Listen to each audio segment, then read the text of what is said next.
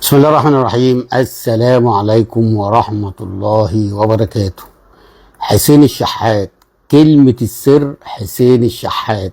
حسين الشحات اللي أول الموسم في ماتش انتر ميامي اتعملت عليه حملة من اللجان الإلكترونية.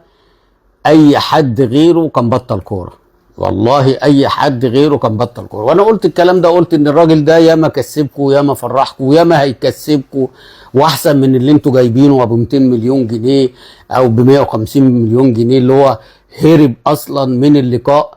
لان الراجل في ماتش انبي مفروض ان هو يعني حس ان في عنده شد خفيف، شد في العضله الضمه، المفروض ما يلعبش الماتش وريح نفسه عشان يلحق مباراه القمه. فهو صمم ان يلعب. الدكتور قال له لا، صمم. المدير الفني قال له لا، صمم. فلعب عشان يتصاب، عشان يتوقع عليه غرامة 150,000.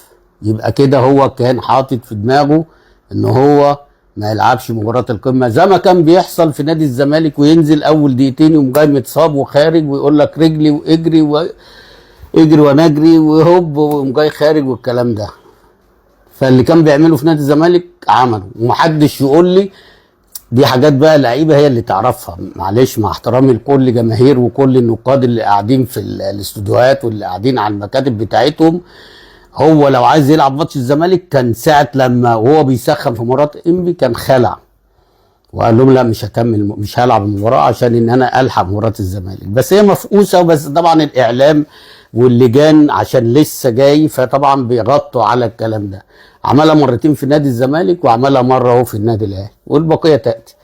نرجع لحسين الشحات. حسين الشحات بينزل يقلب مجرى المباراه. هنقول بقى من البدايه، الزمالك فرط في فوز الشوط الاولاني في اول، تحديدا اول 5 دقائق، انفراد لعدي الدباغ. بيطلع الشناوي بيعمل صد عالميه زي ما بيقولوا، يعني بيعمل صده يعني لو دخلت دي كانت الدنيا اختلفت. بعدها على طول هات وخد ناصر ماهر مع ادم كايد، انفراد حطها مشيت من جنب القائم.